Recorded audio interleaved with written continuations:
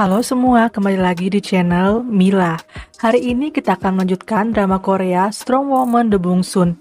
Dan yang suka dengan channel ini, jangan lupa subscribe, komen, dan juga di like. Terima kasih.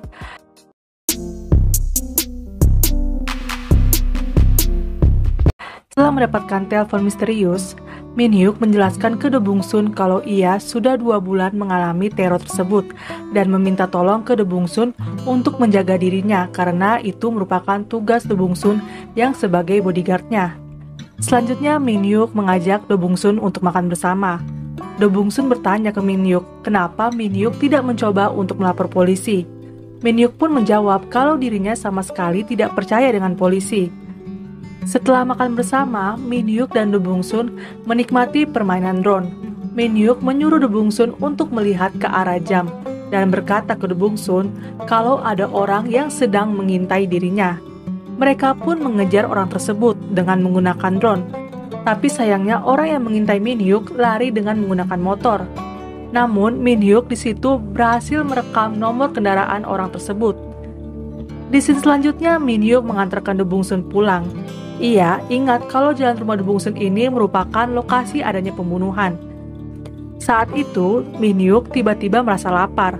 Do Bong Soon pun mengajak Min Hyuk untuk pergi ke toko kenari milik ayahnya. Ibunya Do Bong Soon yang sedang asik bicara dengan temannya, datanglah ke hadiran Do Bong Soon bersama Min Hyuk.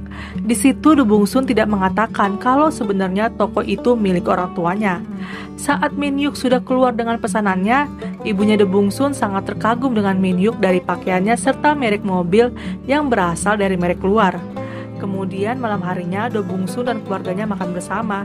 Ibunya Do Bong Soon menyarankan ke Do Bong Soon untuk mendekati Min Hyuk.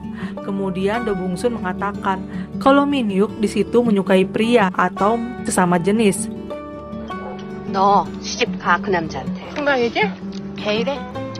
Mereka semua langsung terdiam mendengar perkataan Do Bong Soon yang mengenai bosnya. Tetapi ibunya tidak peduli dan tetap memaksa Do Bong Soon untuk mendekati Min Hyuk. Malam harinya kasus pembunuhan terjadi lagi di daerah jalan rumah Do Bong Soon. Namun kali ini korbannya selamat dan dibawa ke rumah sakit. Do Bong Soon dan sahabatnya yang sedang asik berjalan melihat ada murid-murid yang membuli satu murid lainnya. Do Bong Soon di situ memberikan pelajaran kepada pembuli tersebut supaya tidak membuli orang lagi.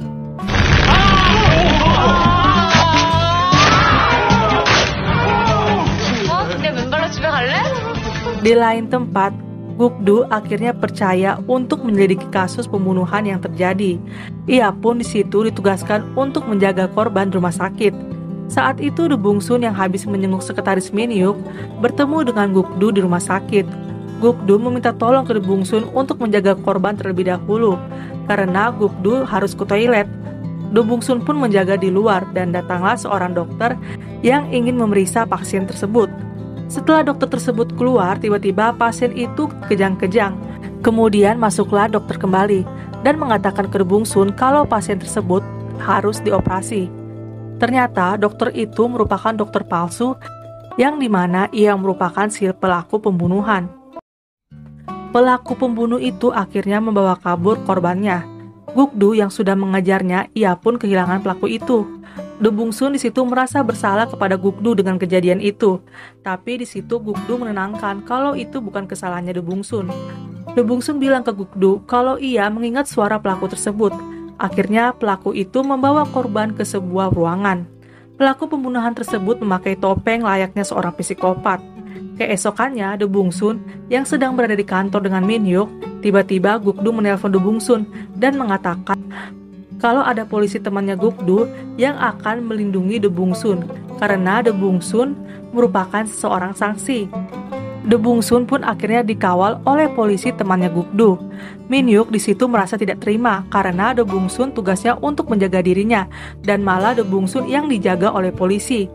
Sampai saat ada acara seminar game, polisi tersebut tetap mengikuti kemana Do Bong Soon pergi.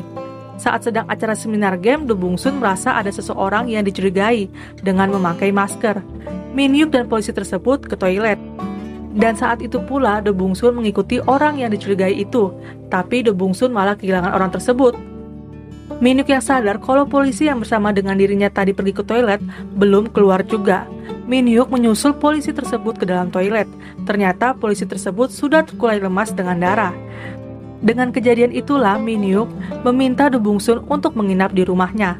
Do Bung-sun pun yang tadinya menolak, tapi karena bayarnya ditambah lagi oleh Min-hyuk, ia pun menyetujui untuk menginap di rumah Min-hyuk.